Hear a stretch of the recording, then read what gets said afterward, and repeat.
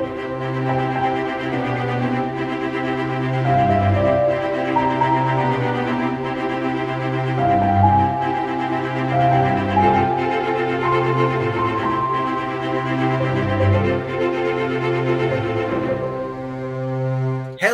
Superboy Beyond fans. Welcome back to yet another one of our patented episode commentaries.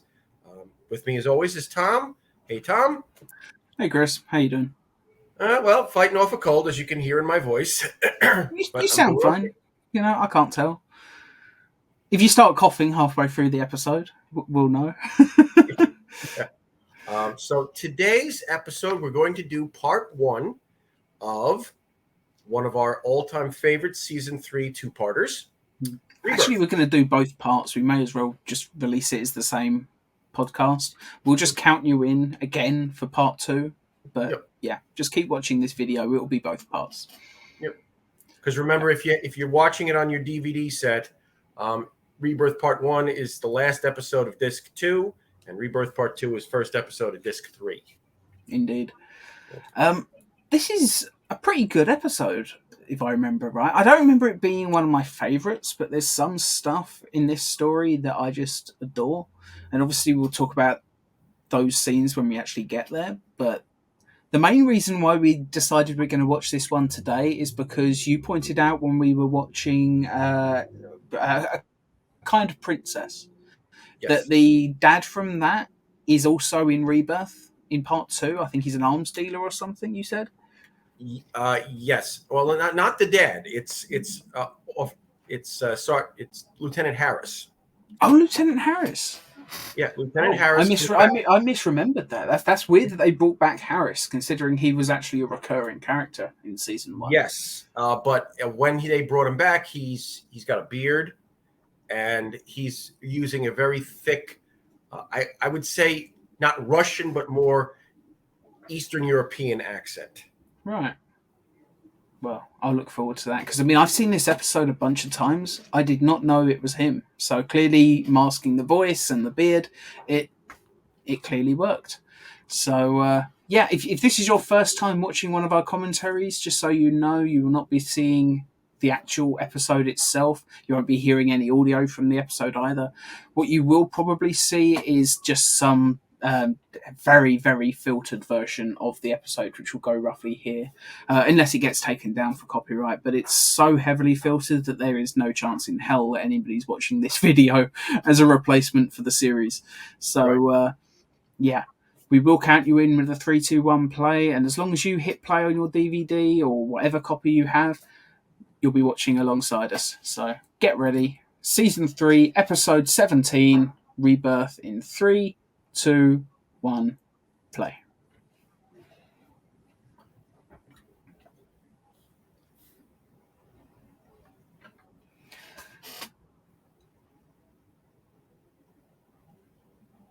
I still can't get over how they reused footage from Superforce for the intro. Yeah, I had no idea until you told me. It's yeah, it's a way to do it, save a few dollars. Well, both shows were being filmed at the same time at the same place. So probably just like, yeah, we'll pay you. Can we just license the footage to put in our intro? So I think they were also done by the same production company, so they wouldn't have to pay for it. Oh, brilliant! But there are, behind the scenes shots, like stills of Gerard with Ken Oland as in his Superforce battle suit. Oh, cool. Not sure if I've seen that photo. Maybe I have.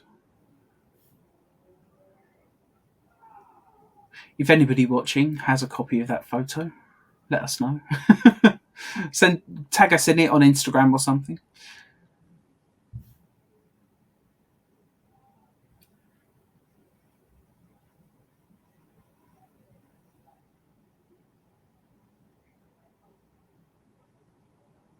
It is funny because whenever I see people talking about Superboy as a show, this episode isn't one that I get.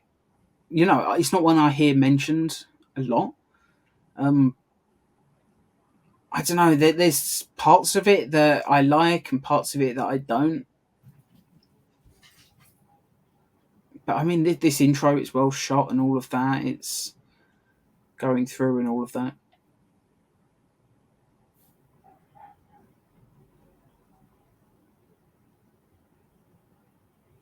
I mean, let's face it, the best stuff from this episode comes later when he's questioning, what he's doing.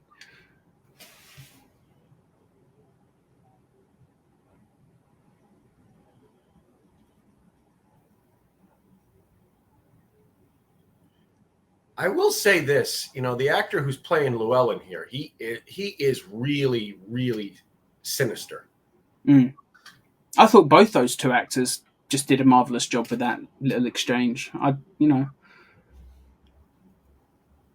even the overemphasis of the Jamaican accents that they're doing. I mean, they're over the top, but they're playing the characters so well. Yeah, it's not like it's an over-the-top accent that, leans into sort of campy sort of comedy like you maybe would get.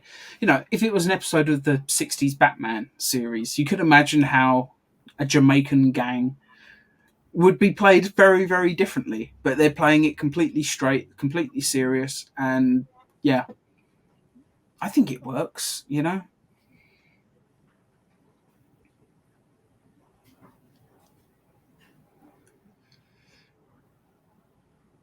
It always amazes me how whenever, he comes up against guys with guns, they waste their bullets. I mean, these guys have to know. Yeah, it's nearly the end of season 3. They should know that bullets don't work on him by now. Still, though, it reminds me of, Tyler Hoechlin's first appearance in Supergirl as Superman. And they shoot at him, the gun goes empty, so then they punch him in the face. And he just says to them, like, hey, the guns didn't work, so why the punching? It's just... yeah. I think this is another one of the episodes of season 3 where they had actually switched to the royal blue suit. I don't know if they did for every scene, but there are definitely plenty of scenes in this episode where it looks like the season 4 suit. I'm going to have to watch out and see what the symbol on the cape is, just in case, because that probably is a good indicator.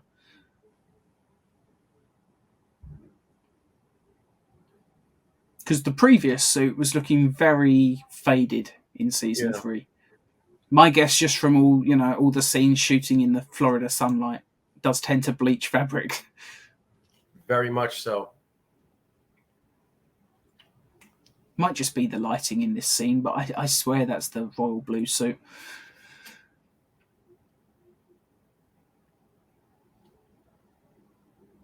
Our villain, Llewellyn, is played by Gregory Millar here. I recognise him from something. This guy. The witness. I recognise him from something, but I can't place it. Maybe he's just one of those character actors that popped up in a lot of stuff in this era. Yeah, it could be.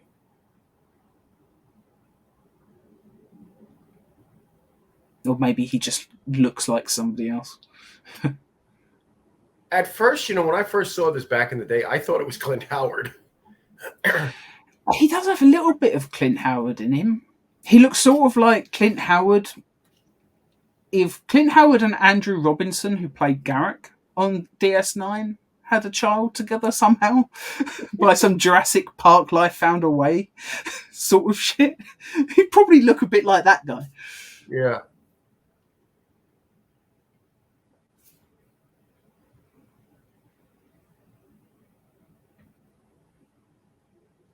But it's funny with this particular gang of... I assume they're all Jamaican, but, with this gang, I like that they're not just the typical gangsters that we had in the first couple seasons of Superboy. It's something else, and yeah, I don't know. I like the way they've dressed them. They look cool. Yeah, they're not exactly a typical, criminal gang. They're ex-military from a country called San Efren. Mm. I love their outfits, you know, with all the yeah, just looks awesome.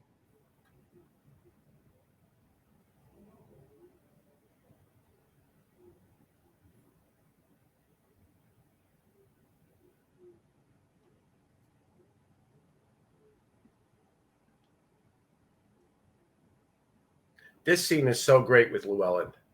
Mm. You see just how evil he really is. It's also very well shot, you know. They've got him delivering this speech in the exact right position so that the shadow from the ceiling fan is going over his face, and it's, you know, I'm guessing that's like a reference to something like, is it Apocalypse Now that's got the scene with someone laying on the bed and he's like, you know, Yeah, tripping balls or something, and he's yeah, I forget. It's been a long time since I've seen that film. I think I've only seen it once, so Yeah, same. I just remember, you know, the whole sound of the helicopter with the ceiling fan. Like, it's just one of those iconic moments. And the fact that they're all sort of soldiers that are now turned to crime. Hmm.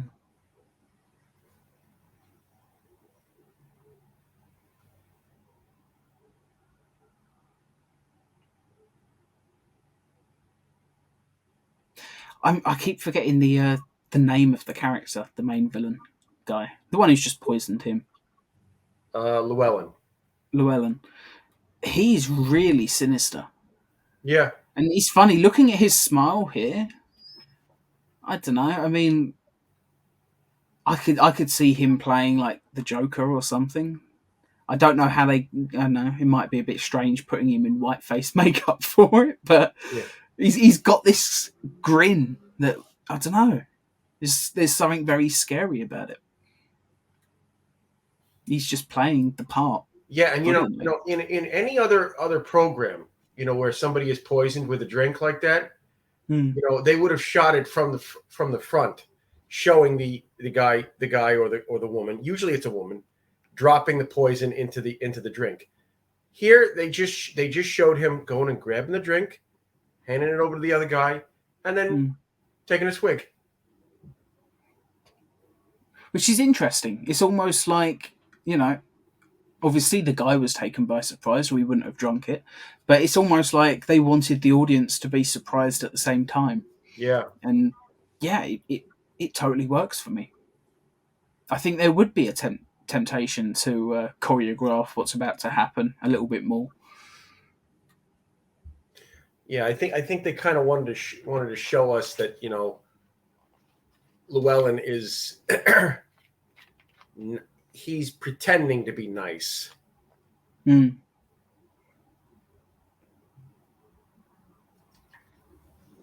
It is a very well shot episode. I know I've said it before, but the lighting looks cool in this episode. The way the camera moves. Well, it is Richard J. Lewis who shot it, so he was the director. And let's face it, he's one of the better directors that did this show. We always like to give props to the directors. Do I remember right? It was Richard J. Lewis who directed Super Menace as well. I think it was. We'll have to double check that. I'll have to go back and look at that, but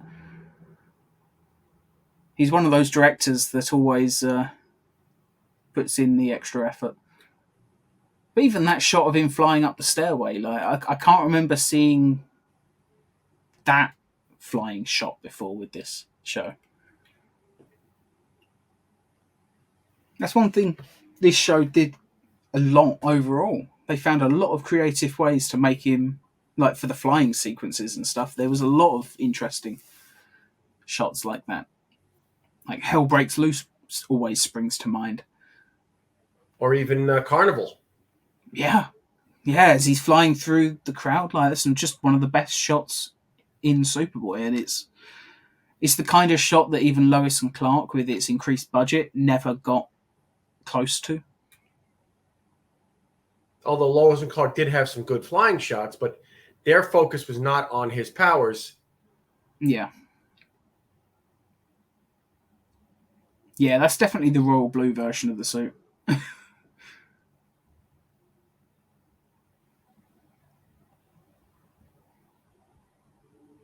Please turn around so I can see what symbol's on the cape.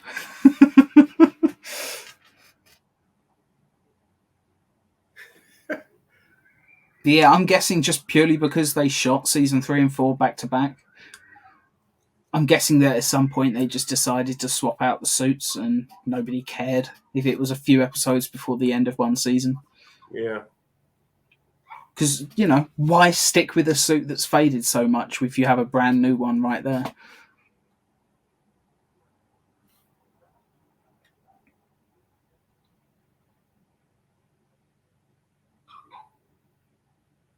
First time I watched this, I jumped when she did.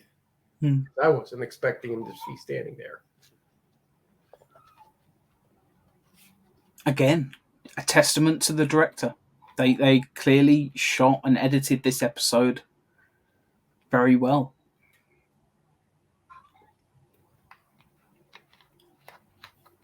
Now, Richard J. Lewis, he does know his stuff. That's the thing.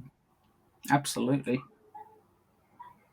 This is one of the best scenes of the story as well. Just he's already questioning, you know, should he be continuing on as Superboy? You know, even if it's by accident, he killed someone, he thinks.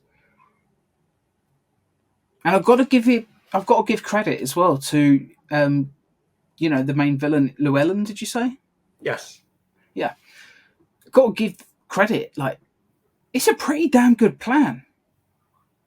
Convince Superboy that he's murdered someone by accident. And, you know, they know that that's his line that he won't cross. It's a pretty safe bet that he probably would consider quitting at that point. It's a good plan. And it's a smart plan that, you know, it's a wonder that other villains haven't tried to do the same at some point. Yeah, it worked with this one, but it definitely would not have worked from the darker Superboy of Roads Not Taken. I mean, he killed Luther and stopped wearing the suit and went into hiding, so he kind of did quit when he killed someone. Except that time he did it on purpose, but he did quit being Superboy. Yeah. So I guess Roads Not Taken actually proves that this plan is a solid idea, because we've seen in at least one universe that, yeah, killing is the thing that would make him hang up his cape.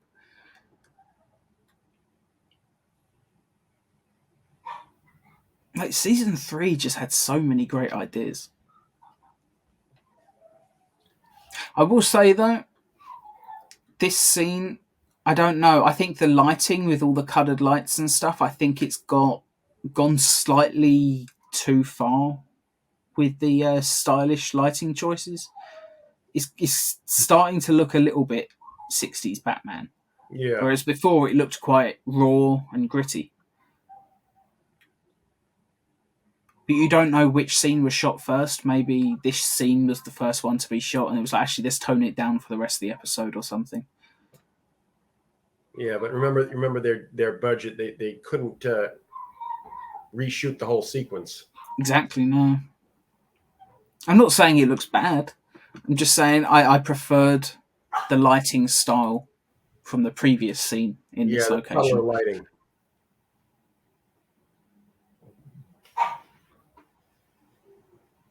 Then again, those bright pink lights was kind of a signature of Superboy as a show. Those pink lights go right back to the first season. It's one of the few things that's continued on in terms of like the stylistic element of the show. Those pink lights, I don't know, maybe it was a 90s thing. Yeah. I know the first few seasons of the Doctor Who revival had the same thing, where there's whole episodes where there's like scenes with just bright pink lights and stuff, and a lot of people say that, you know, it's a little bit odd looking. I know not everybody's a fan of that choice.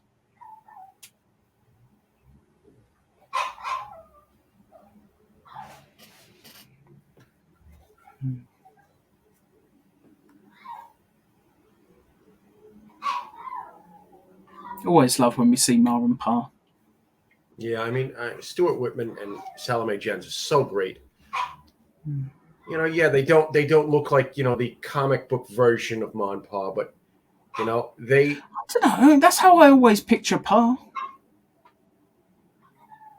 And I don't Ma know, looks vaguely like she did in Superman the movie. I mean, I always kind of pictured him more the way Eddie Jones looked on Lois and Lewis and Clark. Clark. Yeah. But I think, you know, Stuart Whitman, I think he does look like Glenn Ford a little bit. I think Glenn Ford was maybe a little bit slimmer. But Right. I think, you know, if yeah, I think if he slimmed down, they'd look very similar. And, you know, Ma looks vaguely like she did in Superman the movie, just a little bit younger. Different hairstyle, maybe.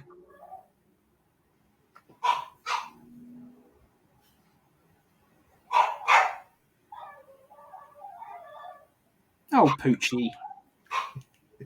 He wants to go outside, doesn't he? Dad's in the tub.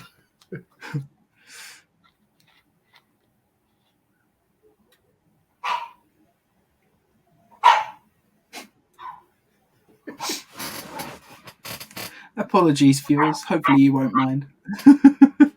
Yeah, Remy Papa is wants to go sitting, out. Yeah, Remy is sitting out in front of the bathroom door while Dad's in the tub, and Dad won't take him to the bathroom.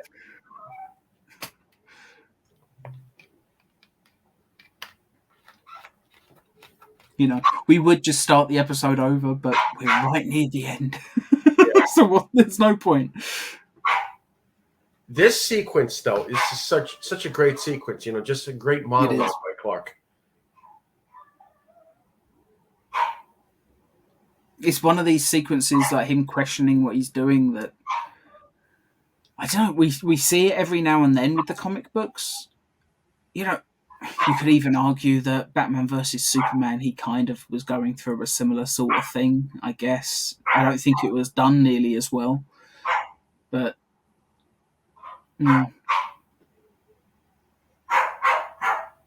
And now we get our witness Mayo shaking Llewellyn down for more money.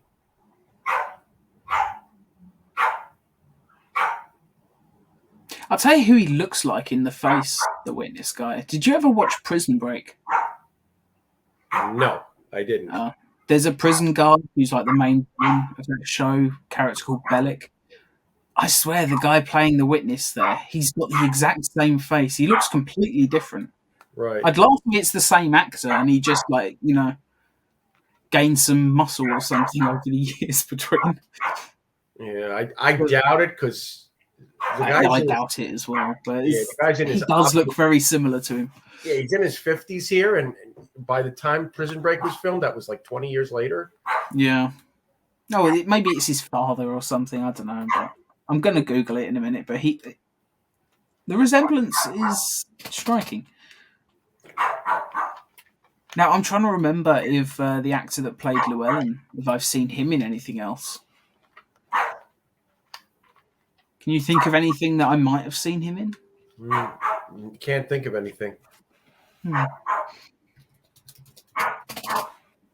We'll have the end credits in a moment, so we can see who played Mayo.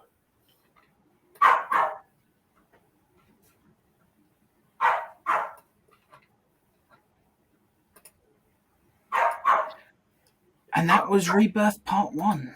Yes. I've pulled up the IMDb so we can pause our copy of the show now. Before we get into Part 2. Let's just see if I recognise him from anything else. If I can find him. You say the witness's name was Mayo? Mayo, yes. Mayo. Actor known for Superboy. He's been in one thing. This was his only role according to IMDb. Unless he's just, you know, maybe there's another Michael Owens who, Yep. I don't know. And what about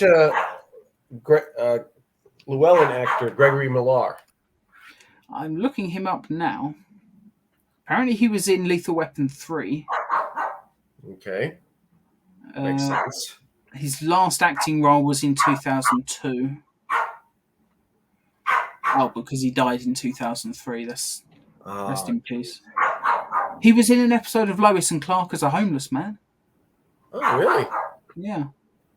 One episode in 1993. It was the pilot. He was in the pilot episode of Lois and Clark as a homeless guy. He must be the homeless guy who's like, "Hey, brother, you must be some kind of angel." You know, in the alley when you give. Probably. It must be. Man, I never noticed that. That's crazy. Yeah. Yeah, he's been in a load of stuff. Diagnosis Murder, Quantum Leap. Yeah. 3 episodes of Quantum Leap. Wow. Anyway, we're going to take a short break before getting into part 2, just so we can wait for the pupper to be let outside. Let me see if I can bring Remy in here.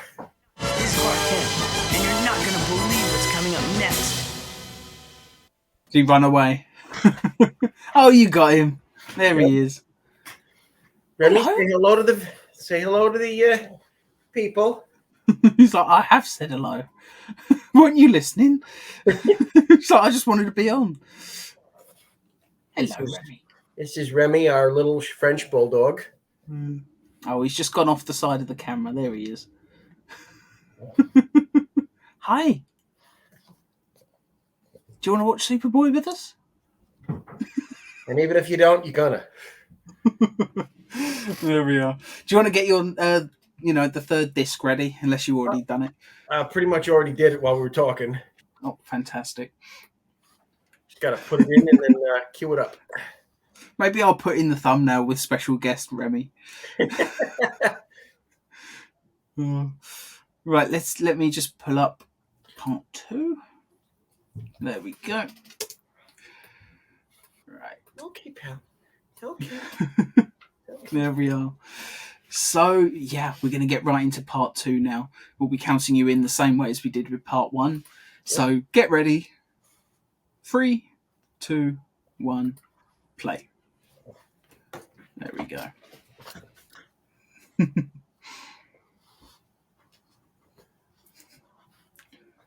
See, I'm going to find myself just watching Remy now.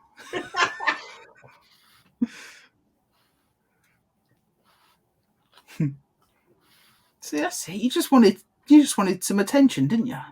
Hey? It's all right. I can talk to you now because otherwise, I'm just going to talk about the title sequence.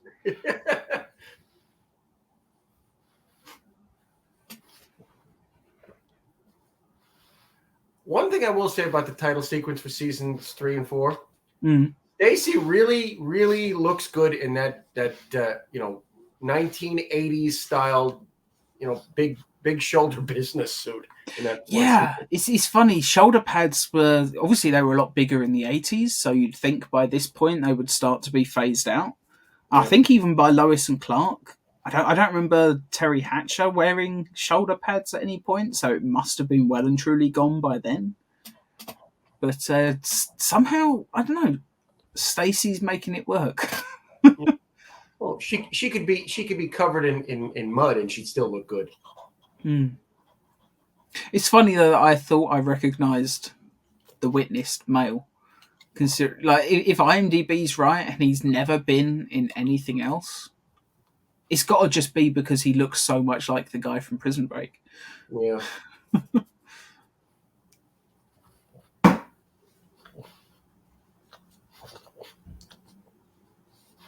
Yeah. That scene at the dining table in part 1 was, I think, is the main reason why this episode is one of the best of Superboy. This is one of the few episodes they really tried to go a little bit deeper into his character and see what his limits are. Yeah.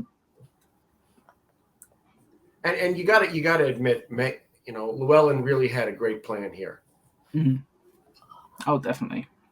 Although I I don't mean, know it if that almost was works. actually the plan. It's just he was trying to just get rid of Winston. Mm.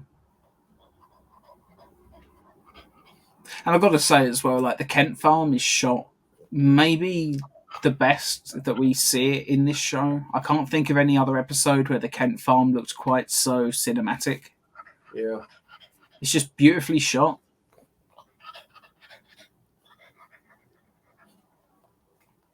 Almost makes me wish that there was a widescreen version of this, because being shot on film, you know, it was filmed in widescreen. Yeah.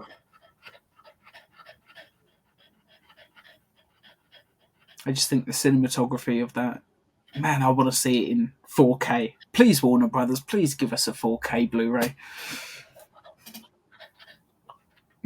With some special features. Yes, please. In fact, if you'd like to bring us in to make the special features, we would love that. We'll come in and interview the cast and do some more commentaries. I think this is the first time we see Matt in all of the two-parter. Mm.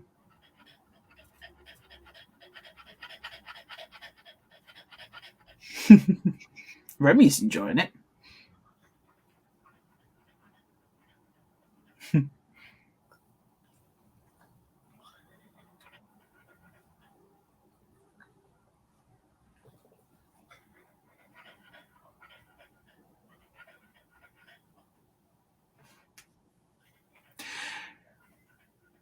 This is the only part of Clark's whole thing that I don't understand. I don't know why he can't use his powers to help Pa around the farm.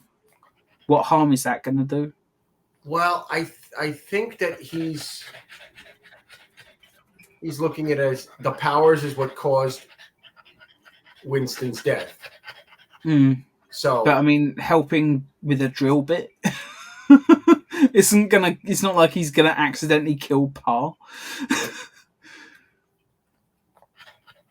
Although, bloody hell, God, this episode would go from one of the best to one of the worst if this was the episode they killed Pa. Holy shit! Yeah, he does look very different, but maybe that's why they're also shooting him only from the side at the moment. He does not look like the same man. No, yeah. Just goes to show what a talented actor he was, you know. Although I wouldn't say this is the best performance, but he managed to convince me that he was a different man. So, what I really want is an alternate ending to this episode where it turns out actually he's working undercover. And it is him. That would have been fun. That would have been a fun twist.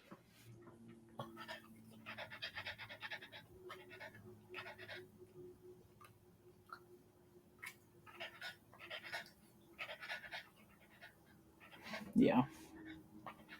Llewellyn is just such a gleefully evil villain. Like you can tell he loves being the bad guy.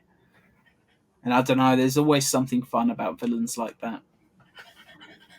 Yeah, villains who love being bad.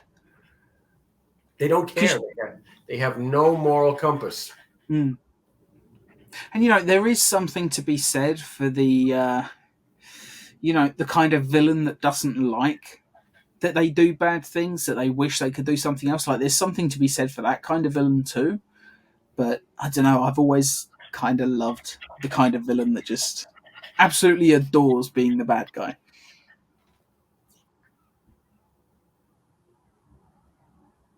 Although there are exceptions, such as Eddie Brock in Spider-Man 3. Yeah, let's not talk about that. Yeah, it only sprang to mind because he's literally got a line where he says, "I like being bad." So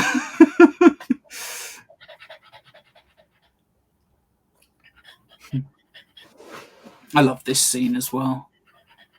Maybe the best Ma Kent scene in the show. Full stop.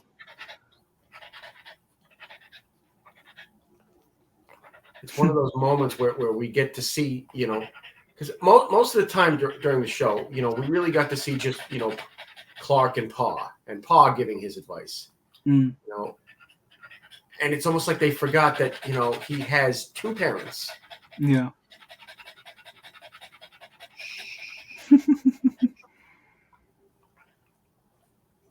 Remy's getting all choked up at this scene. I think people are going to like this episode because it's got the dog. This will be, just watch, this will be our most watched episode ever. And it will be because I put Remy in the thumbnail. Yeah, I'll hide him somewhere. It'll be Superboy, Llewellyn, and Remy.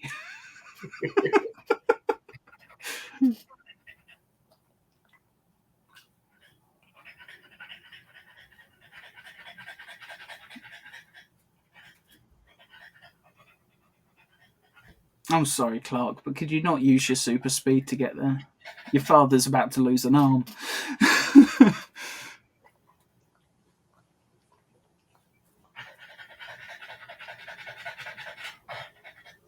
Brilliantly directed sequence, though. The way they almost went into slow motion as he was running. Yeah, they almost went into $6 Million Man territory there. Yeah, it was just subtle enough that I think it just really worked. This is just a superbly directed episode across the board, though. There's very little that I actually could complain about it. It's just certain elements of the story just don't quite connect for me. But you got to look at it as the larger picture. It's the full. If these were one episode, if this was just one 42-minute episode, it would still be a brilliant episode. Yeah. So I guess I've got to just watch it that way.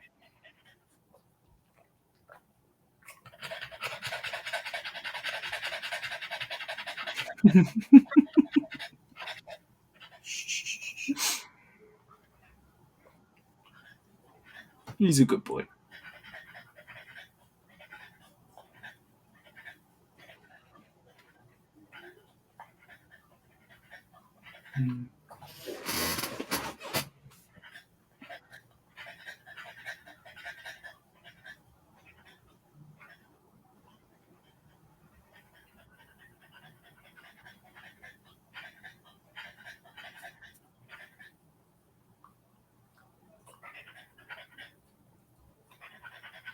It's funny because, there was the episode of Adventures of Superman with George Reeves, the one story 3 times miniseries we did.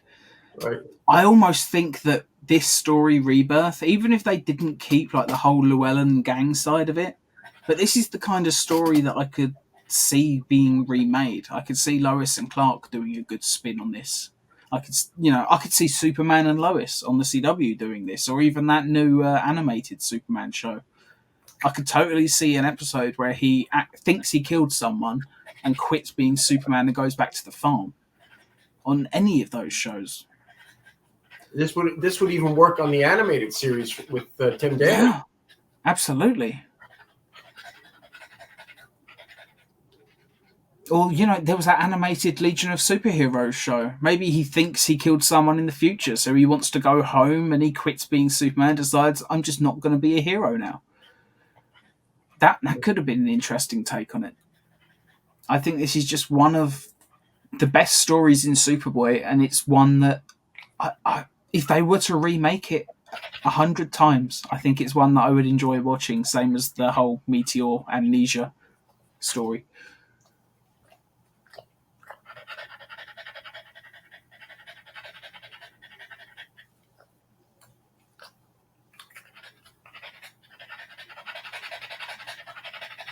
Yeah, he's just a delightfully evil villain.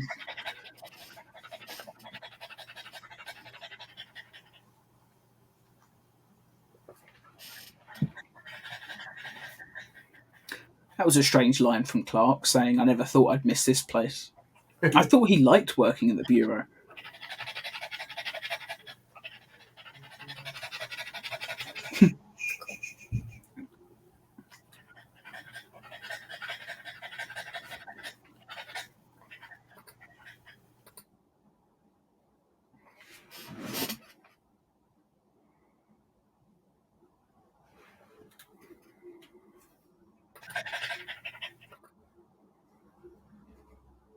says, "How's your dad's back?"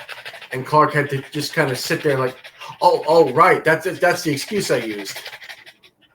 That's got to come up a lot, you know. How many times has Clark given an excuse and then forgotten what excuse he gave?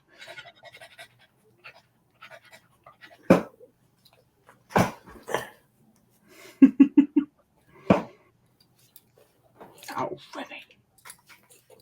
That tongue poking out. Just sitting there like...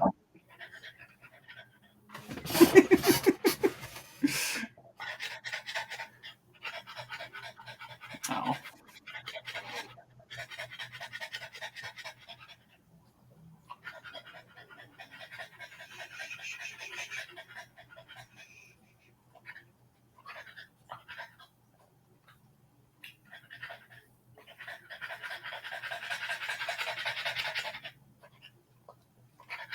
I'm still trying to figure out what kind of tape he's using to hold him to the chair.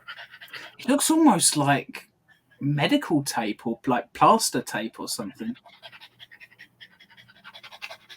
No, it's the sort of like white tape you see in like a first aid box. Yeah, it would have worked better if it was like duct tape. Yeah.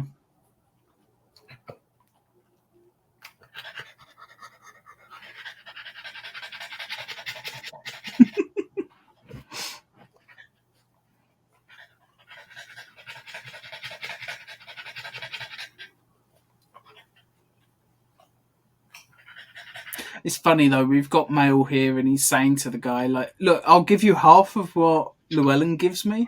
He's like, no, Llewellyn's the guy that's just ordered your death. When do you think he's going to pay you? It's like, no, you're not getting paid anyway. Like, why the fuck do you think I'm here?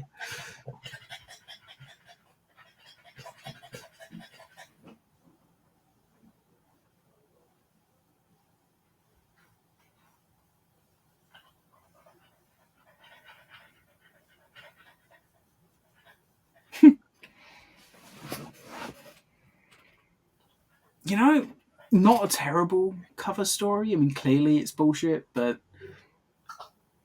yeah. She attempted to. It's a very Lois Lane scene, though, more than Lana, for some reason.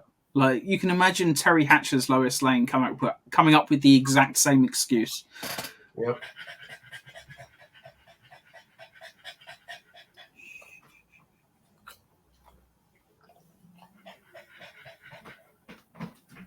See, IMDb must just be missing a load of credits for this guy because he's doing a good job. If this is seriously the only acting role he ever had, that's really sad. Because he's good. You know, I wouldn't say he's Oscar worthy or anything, but he's got some talent.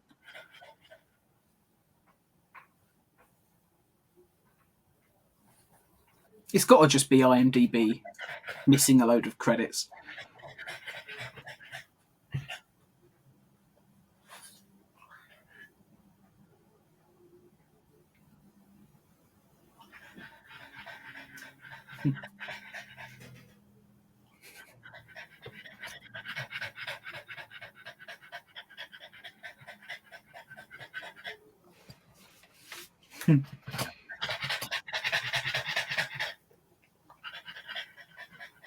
Yeah, that's definitely the royal blue suit.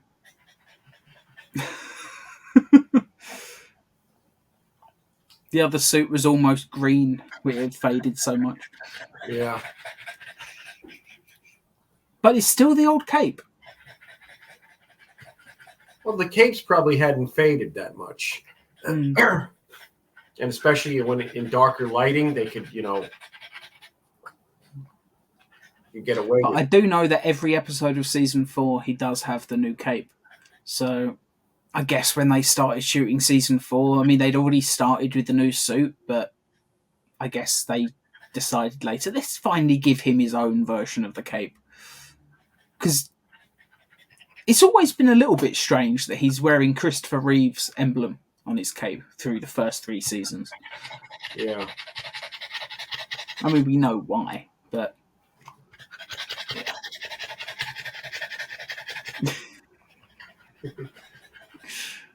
I think he's just getting hot and bothered because it's Stacey.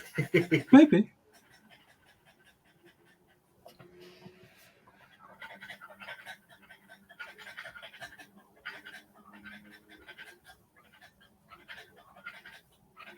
this is the part that I don't get. Why is the arms dealer going with them? Although I will say, I was just going to remark on like the music in this episode is pretty good. I like all the steel drums you've got going on in the background. You've got the whole sort of Caribbean, Jamaican sort of influence with the music in the background. I like that Kevin Kiner has given this episode sort of its own flavour in terms of the music. Yep.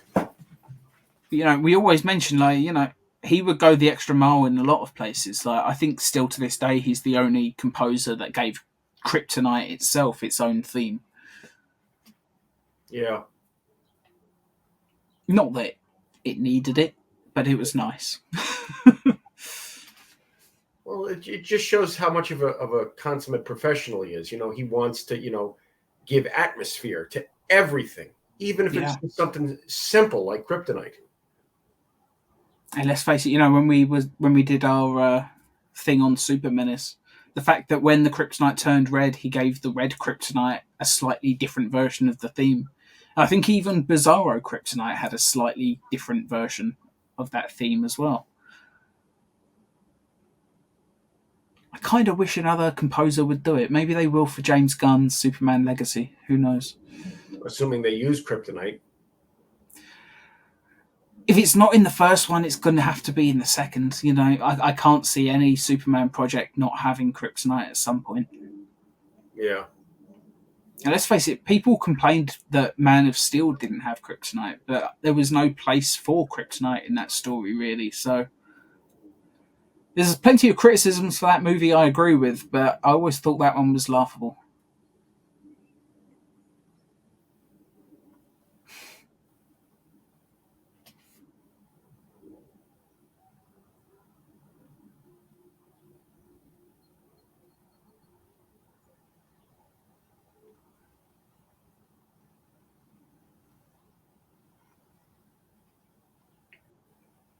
Brilliant villain.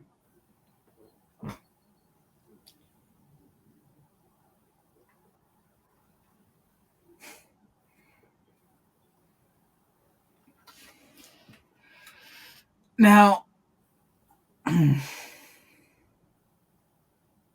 he deserved it, but man, I wish they hadn't killed him off. Yeah. Because I wanted him to get out. I wanted another episode with that guy.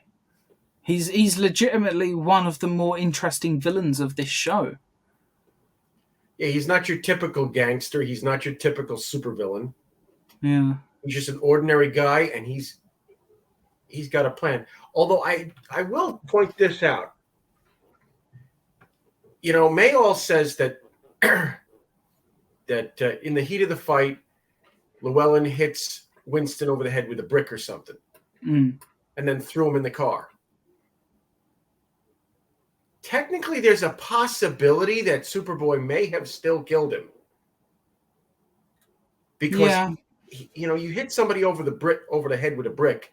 Yeah, he could have just been knocked out. He might have been in a coma of some kind. Yeah. Don't they say that if you're like knocked out and you're unconscious for more than a minute, it's a coma? Yeah. It's like you're supposed to wake up almost immediately, otherwise it's brain damage. So, I mean, he may have just been like knocked out, just seriously injured, but not quite dead yet.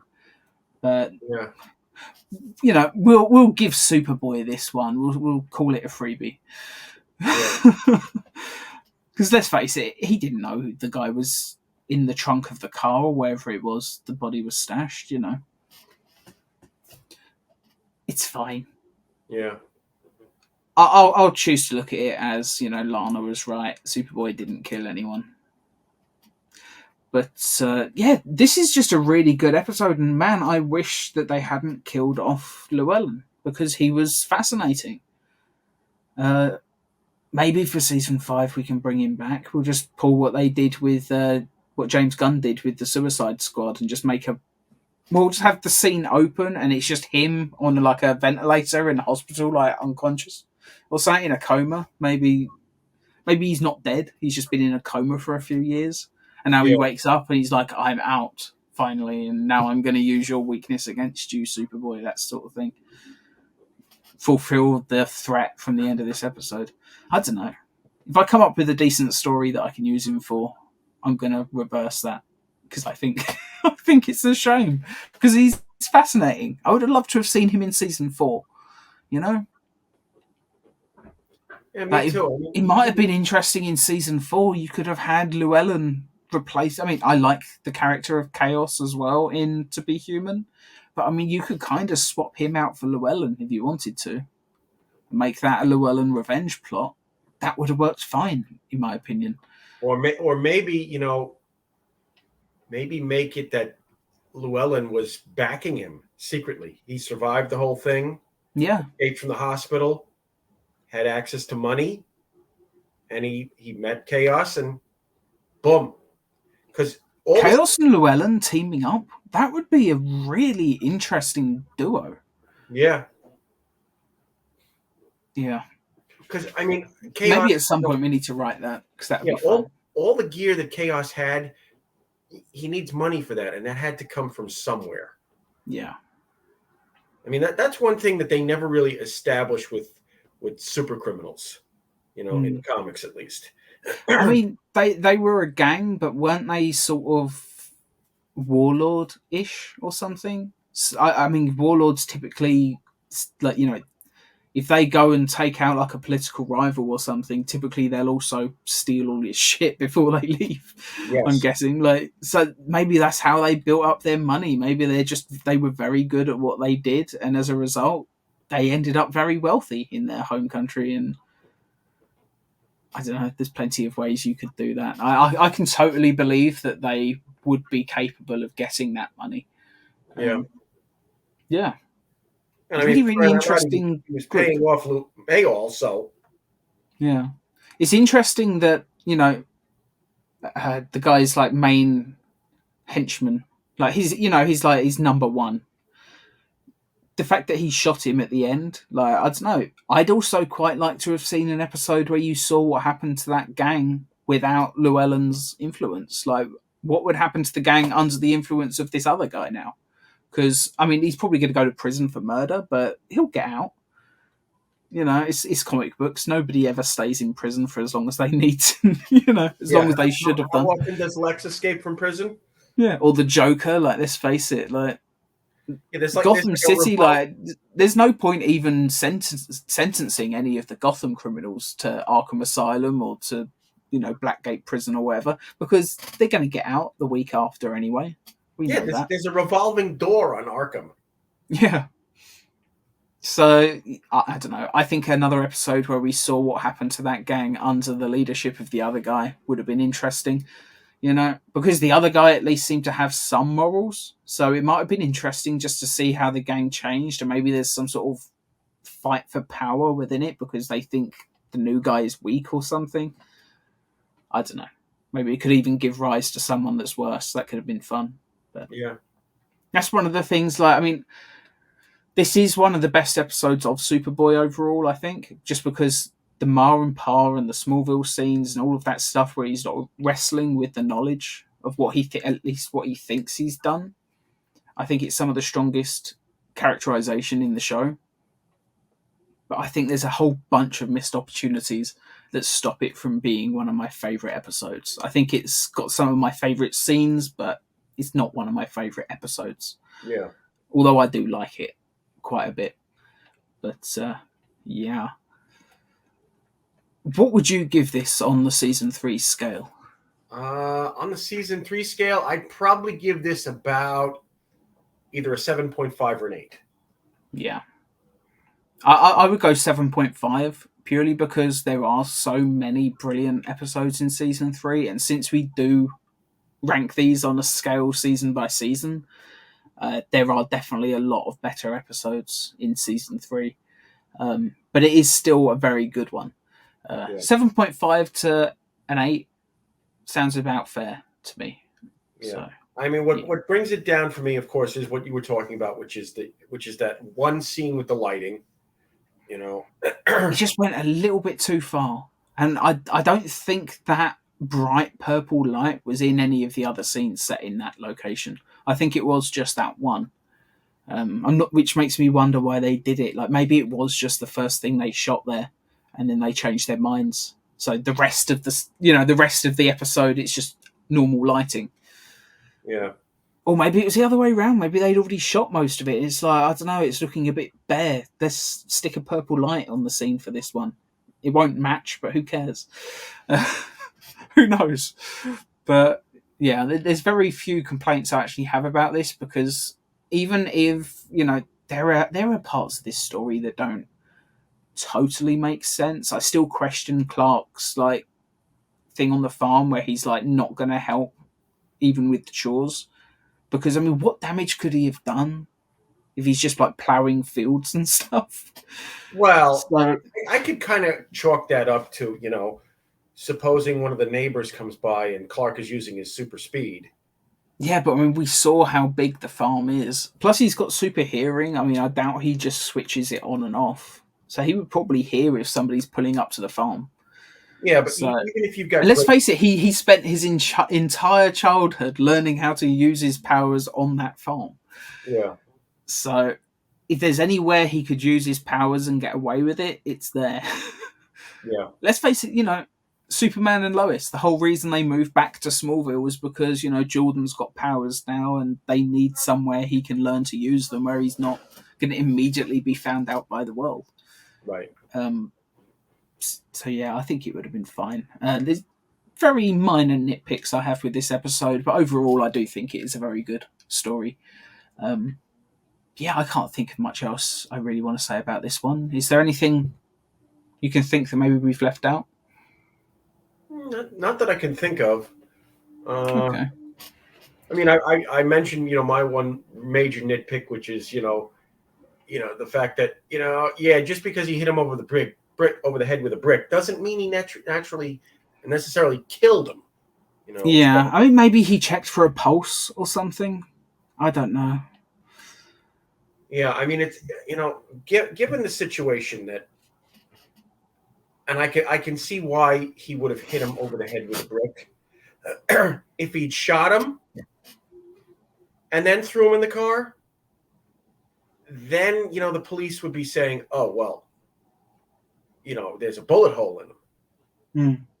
Because even when you burn a body, and I've watched so many episodes of Law and Order and CSI over the years that I know. Oh yeah, any of these police procedurals where they have to, yeah, there's always going to be something left behind. Yeah, so I can see why they would hit him over the head with a brick and then burn him, because that kind of evidence kind of would be lost a little bit. And remember, it was unless they like fractured the skull or something, then they'd be like, well, his head wouldn't be caved in quite like this from that fire. But I mean, who knows? It, like you say, it's a very minor thing, isn't it? And all my complaints are minor things. I don't think it ruins the episode. And the main villain, Llewellyn, is just so delightfully evil. And he loves being evil, and you can tell. Like, you can also tell that the actor was just having a brilliant time. Like, you don't put that much into a performance if you're having a bad time on the show. It would have been very easy for him just to like phone it in at a certain point. Yeah, I wouldn't be a bit surprised if he was talking with Richard J. Lewis and says, I want to go a little over the top with this, because this guy is. He's a larger than life personality, Absolutely. And you can see it in that first scene between him and Winston, where he's saying, we need to do it like this, and Winston's like, we have to be subtle, and as soon as he takes control, he's just, for lack of a better term, he's being flamboyant. Yeah, it's over the top. And maybe it does become a little bit camp at a certain point. But the fact that the episode opens with that sort of heist going on, and it was shot completely seriously, and like the episode took the time to set him up as the legitimate villain first, before he went over the top and started being campy and stuff. And because of that, even when he was at his most yet, like you say, slightly flamboyant. It never crosses over into Batman 60s territory. Like, Right. because they set him up as a threat so early on, and because what he's done is affecting Superboy so much, you go with it, and it works. And Yeah. it's why he's one of the most memorable villains on the show. Man, I wish they hadn't killed him off. We're going to have to reverse that. Yeah. But it's a shame they didn't. It's a shame they killed him off, because I would even have liked to have seen him in the comic book. In the tie-ins, because let's face it, they brought Brimstone back for the comics. They could have totally brought this guy back for one issue. I would have read it and I would have loved it. I'm sure every Superboy fan would have done. Like, this is one of the episodes that people point to as one of the better ones. And yeah, I don't think Mar and Pa or the Kent Farm were better in any other episode. I think this is their best. Just for all three, both of the actors plus the location itself, it's never looked better than this episode. Richard J. Lewis, he really shot the farm so beautifully. It's just really cinematic. Like, when I was watching that, and you had like the sun setting and stuff, and you had like that beautiful like orange light over everything, I was just like, man, I wish we had this in HD, because I bet that whole sequence looks fantastic on the original film. Yeah. It's just a shame that we have to watch it, processed via VHS, and it's a shame. But who knows? Maybe one day, Maybe if James Gunn comes out and gives an interview saying that he loved this show, maybe it'll prod Warner Brothers into remastering it. I think that's what it would take now, is for some famous people that are respected by Warner Brothers to come out and say, no, I'm a fan of this, you should remaster it. I mean, look at the little Easter egg that you pointed out from Superman and Lois. Yeah, Eckworth Industries, I did not see that coming. And if just a few years earlier than that, I know it's Kevin Kiner reusing his own theme tune, but the fact that Warner Brothers even let him bring that Superboy theme into Titans, I wouldn't have been able to. I would never have seen that coming. I certainly couldn't have seen it coming even just a year or two before. Right. It really does seem like more and more people are sort of coming out the woodwork saying, no, actually, I did watch this show and I liked this show a lot.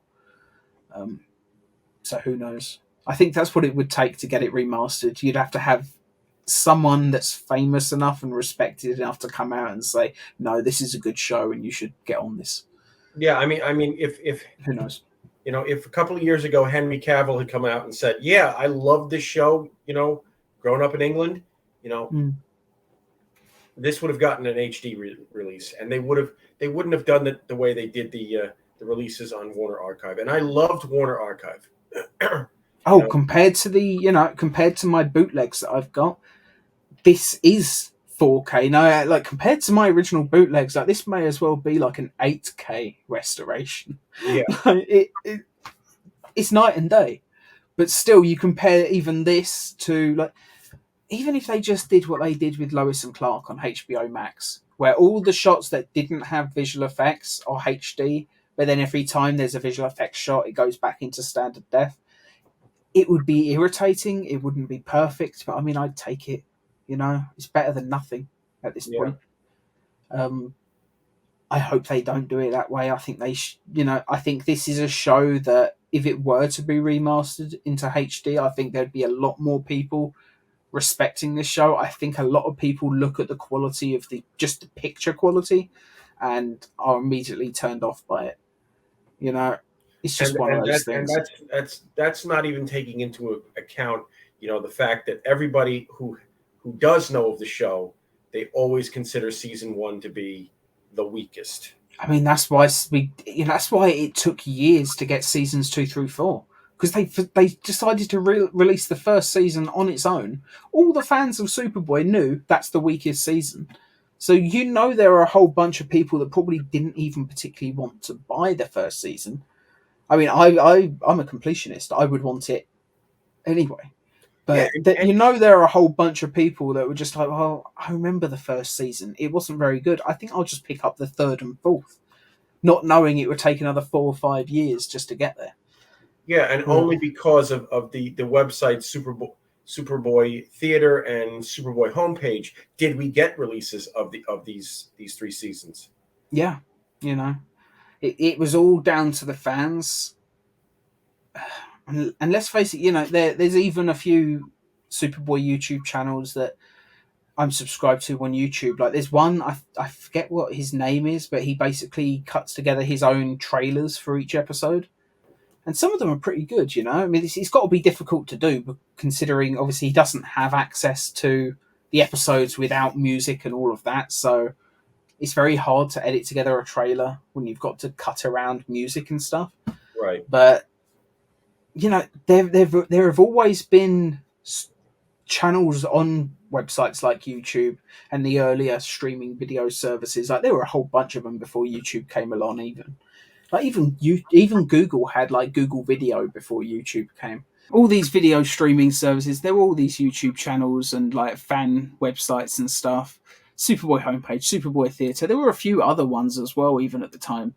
And it's got to the point where there were a bunch of fans around that were sort of coming together and sharing these like all the things that you have to, the stuff, what's the word?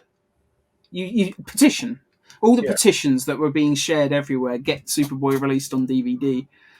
It was just so many people all came together at the same time. And as a Superboy fan, I remember being quite inspired by it.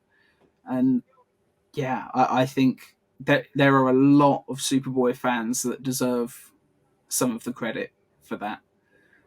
That was all I was trying to say. Yeah. Sorry. Go on with what you were saying. Yeah, I mean, when it comes down to it, Warner Brothers has to know that, there is love for this show. I mean, we wouldn't have a channel here if there wasn't love for this show. There are other channels out there that do stuff, as you were mentioning, like the guy who cuts the trailers together. There are channels who talk about just Superman in general, and they'll mention, season 1 of this show was not great in all episodes. I mean, even we admit that season 1 is the weakest, and that season 2 isn't much better. I mean, it is definitely an improvement, but it's also a little bit of a step back in a couple of areas. Yeah. It had a rough start. It's like Star Trek. The first couple seasons were a little bit shaky while they, worked out what kind of show they wanted to be. Yeah. But, some of the things that they did in this show that really helped it to stand out. I mean, first live action Bizarro. Yeah. And he looks perfect, There are issues of Bizarro in the comics from around that era and from the years prior to it, where you could literally look at him on the comic book page and say, like, yeah, this looks exactly like what they put in Superboy. Like, it was obvious that they wanted him to be as comic accurate as possible. I imagine if they had a little bit more money, they would have reversed the S on his symbol, like the symbol on his chest. Yeah. But, I mean, that's just a budgetary thing. They probably just didn't have it in the budget to make a second costume. They had to put him in one of Gerard's. And it makes sense, And let's face it, Bizarro's first appearances in the comics, he does just have the regular S. It's not reversed in his earliest comic book appearances. So it's fine. I know there's people that do still get a little bit irritated about that, but, I mean, the comics, there's precedent for it, is all I mean. But... at least they didn't do in the show what they did in the newspaper strip with the first appearance of Bizarro, because Bizarro did actually appear in the newspaper strip too. And what did they do there then? Instead of an S or a backwards S in the pentagram, Was it just a B? Yeah, it was a B. And that makes no sense. I mean, I get that his name is Bizarro, but I don't even think Bizarro particularly likes his name. He probably wouldn't have chosen that name if you'd asked him. Even in Superboy, his name comes from him. You know, his hearing is slightly defective, and he mishears what one of them says. I forget if Superboy says or the other one, like, or you know, Peterson says it, but you know, he mishears the word bizarre. Yeah. Yeah. And it's like, let's face it, even in Bride of Bizarro, that whole episode starts with his defective hearing again, where he's watching the was it the Judy show or the Trudy show or something like that? Judy show, yeah.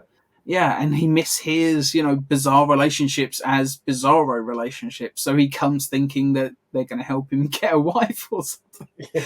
And it's great, having a bee on his costume does not make sense. Yeah. Unless it's a costume that he got after a significant amount of time. If he at some point was just like, I want to have my own suit. That maybe, that would have to be a few years in, though. And I'm guessing if it was in the newspaper strip, this was pretty early on. This was actually in the 50s when the newspaper strip was still going. Yeah, so... yeah, still very early for Superman. I mean, it's not that early. He was, invented in the 30s, but, solidly in the Silver Age, at least. Yeah. Which is still quite a long time ago. But anyway, we've just continued talking on this one. This is going to be quite difficult for me to edit, I imagine. But it should be fine. Thank you all so much for watching. I hope you've enjoyed watching alongside us. Be sure to tune in again next week, where we may be doing a commentary on the Alien Solution trilogy of episodes. We'll see how that goes. Maybe we'll do something else next week. We'll see what we feel like. Yeah. Either way, hope you've all enjoyed the episode. See you next time. Goodbye.